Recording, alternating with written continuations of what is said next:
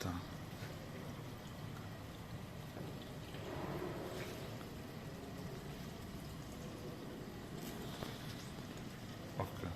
Ok, ici nous avons la présence d'un échangeur thermique, voilà, échangeur de chaleur. Donc ici c'est un TP qui parle de transfert dans les échangeurs de chaleur. Donc avec un écoulement monophasique qui veut dire en fait un écoulement à une seule phase pour ne pas dire un seul circuit. Donc c'est-à-dire un fluide ici qui va circuler dans un circuit.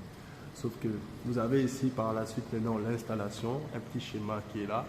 Ce qui est en bleu définit en fait le passage ou le circuit, la zone où il y a de l'eau froide qui circule. Et l'autre, en rouge ou en orange, là, c'est pour l'eau chaude. Je pense que c'est bien aussi expliqué un peu sur l'image. Ici, vous avez un échangeur à faisceau tubulaire qui est juste là, devant nous. Ben, justement, à cet échangeur faisceau tubulaire, nous voyons bien de l'eau qui circule. Si vous regardez bien, il y a de l'eau qui circule. Donc, comme dans le schéma là-bas que c'est montré un peu plus haut, si vous regardez un peu et que nous zoomons, vous voyez aussi comment c'est sur le schéma, vous voyez, voilà, donc c'est pratiquement la même chose, regardez. C'est pratiquement la même chose ici, c'est pratiquement la même chose sur ce faisceau.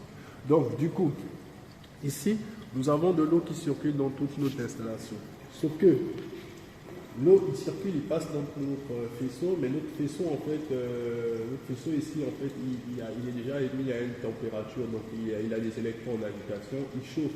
Il y a la partie électrique, en fait. Le boîtier électrique ici. Voilà, on a le boîtier électrique là-bas qui est alimenté, et hormis que le boîtier est alimenté, ici, on peut gérer, en fait, la température, justement, du faisceau. C'est ce qui va faire que notre faisceau, en fait, aura tendance voilà, à être un peu plus chaud. Le rouge en fait, donc si vous voyez le faisceau va devenir un peu plus rouge, c'est pour dire que la température elle est un peu plus élevée. Du coup, on a de l'eau qui circule comme dans l'installation a été mise, si vous voyez, c'est de l'eau qui est là. Vous voyez, donc on a de l'eau ici qui circule. Vous voyez bien la filtration. Donc l'eau circule. Quand l'eau circule, elle va piquer des calories. Des calories, c'est pour dire en fait, l'eau elle a des frigories, c'est pour dire qu'elle a une énergie basse.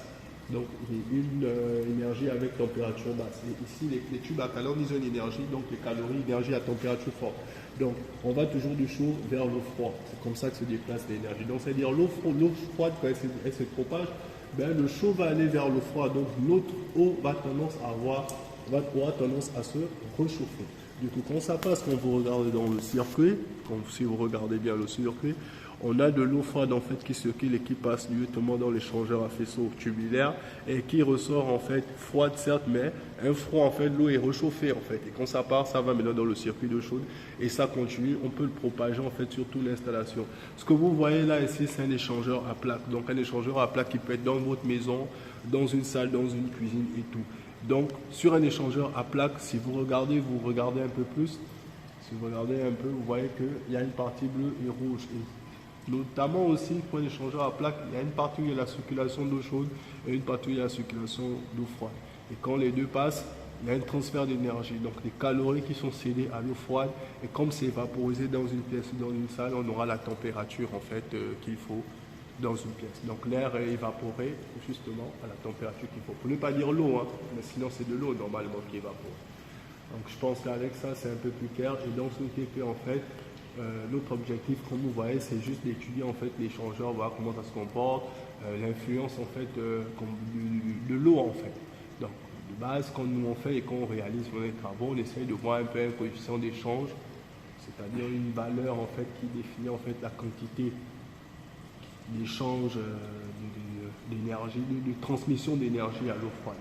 Voilà, on va comparer les résultats et ensuite, vous voyez, on peut aussi comparer ça à différents types d'échangeurs en tenant compte de la notion d'efficacité. L'efficacité, en fait, pour dire en fait sur la rentabilité ou bien sur le besoin qui a été répondu. Donc le degré de besoin, bien l'importance en fait, la criticité pour dire en fait voilà, pour dire un peu la quantité en fait de valeur qu'on a reçue à la fin par rapport à notre besoin. Donc c'est un peu ça et peut-être on espère vous revoir un jour.